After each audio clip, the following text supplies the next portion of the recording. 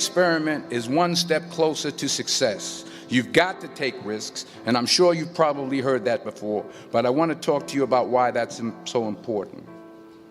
I got 3 reasons, and you can pick up your iPhones. First, you will fail at some point in your life. Accept it. You will lose. You will embarrass yourself. You will suck at something. There's no doubt about it. And I know that's probably not a traditional message for a graduation ceremony, but hey, I'm telling you, embrace it, because it's inevitable. And I should know. In the acting business, you fail all the time. Early on in my career, I auditioned for a part in a Broadway musical. Perfect role for me, I thought, except for the fact that I can't sing. So I'm in the wings, I'm about to go on stage, but the guy in front of me, he's singing like Pavarotti. He's just, and he's just going on and on and on, and I'm just shrinking. I'm getting smaller and smaller. So they say, oh, thank you very much, and you'll be hearing from us. So I come out with my little sheet music, and it was Just My Imagination by the Temptations. That's what I came up with. So I hand it to the accompanist, and she looks at it and looks at me and looks out at the director and was like, all right. So I start, I'm going to sing. I'm like, it's just my imagination once again, and they're coming away with me. And they're not saying anything, so I'm thinking I'm getting better. So I just start getting into it. It was just my imagination. Running. They say, oh, yeah, thank you very much, Mr. Washington, thank you. So I assumed I didn't get the job. But the next part of the audition, he called me back. The next part of the audition is the acting part of the audition. So I'm like, hey, okay, maybe I can't sing, but I know I can act. So they pair me with this guy, and again, I didn't know about musical theater.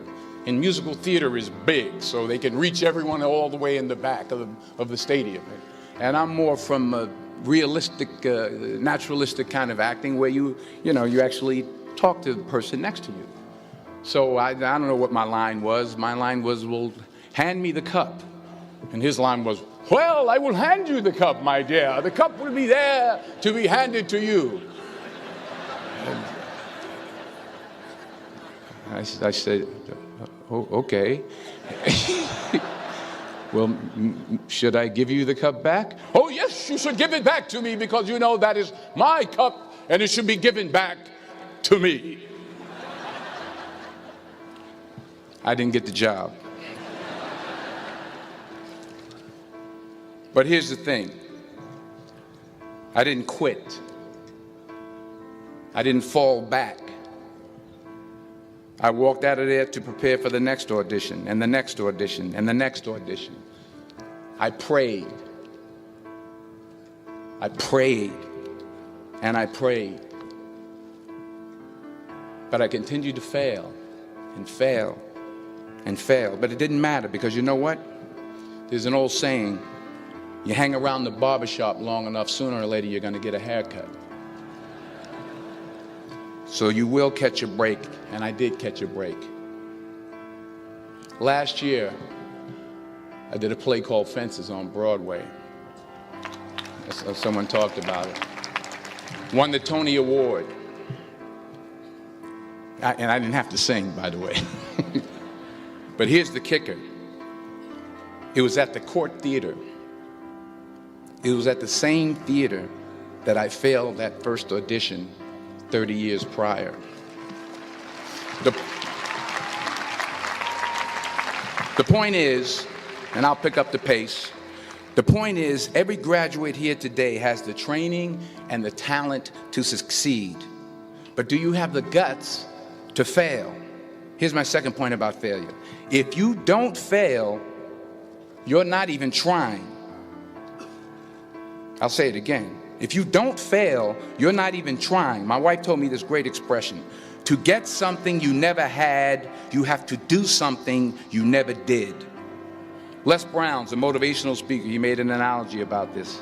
He says, imagine you're on your deathbed And standing around your deathbed are the ghosts representing your unfulfilled potential.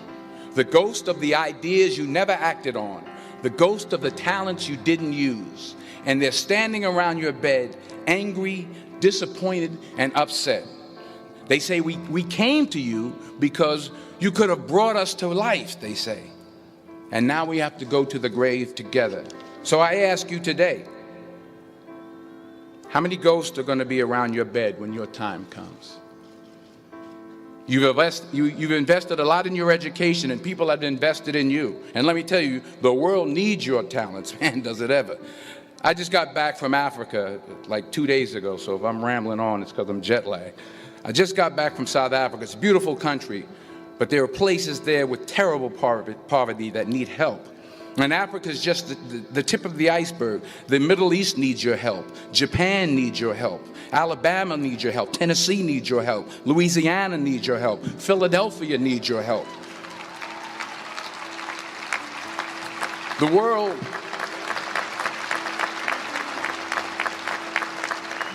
world needs a lot, and we need it from you. We really do. We need it from you young people. I mean, I'm not speaking for the rest of us up here, but I know I'm getting a little grayer. We need it from you, the young people, because remember this. So you got to get out there. You got to give it everything you got, whether it's your time, your talent, your prayers, or your treasures. Because remember this. You will never see a U-Haul behind a hearse.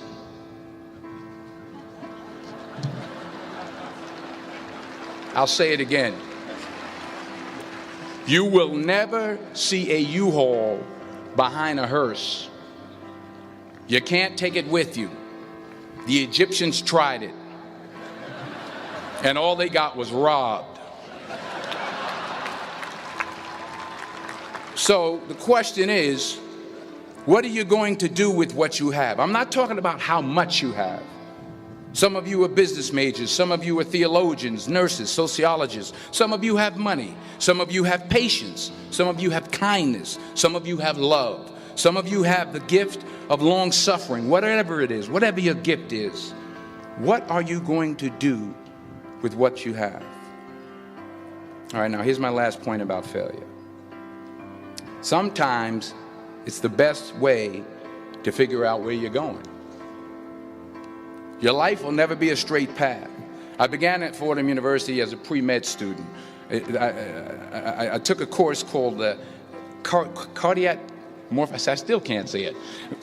Cardiac morphogenesis. I couldn't read it. I couldn't say it. I sure couldn't pass it. So then I decided to go into pre-law, then journalism. And with no academic focus, my grades took off in their own direction. Yeah, down. I was a 1.8 GPA one semester, and the university very politely suggested that it might be better to take some time off. I was 20 years old. I was at my lowest point. And then one day, and I remember the exact day, March 27th, 1975, I was helping my mother in her beauty shop. My mother owned a beauty shop up in Mount Vernon.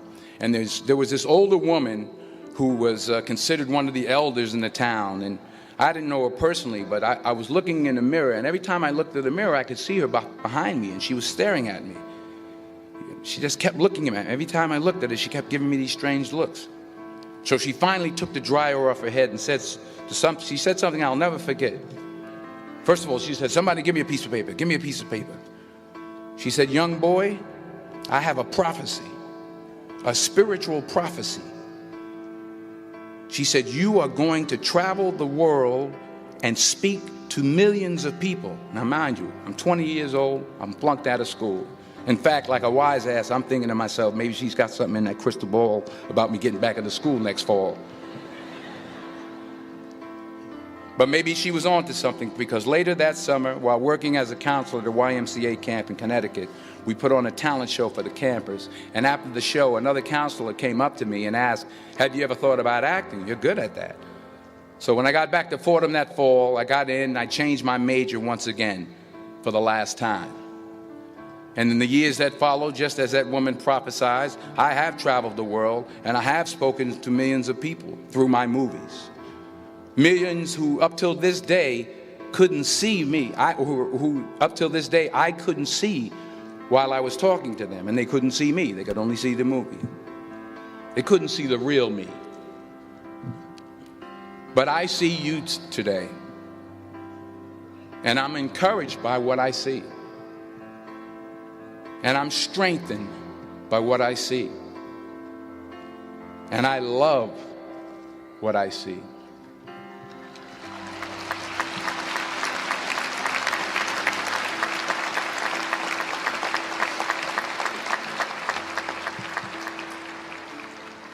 One more page, and I'll shut up.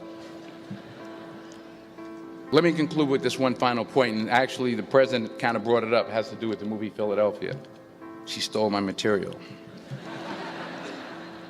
Many years ago, I did this movie called Philadelphia. We filmed some of the scenes right here on campus. Philadelphia came out in 1993. Most of you were probably still in diapers.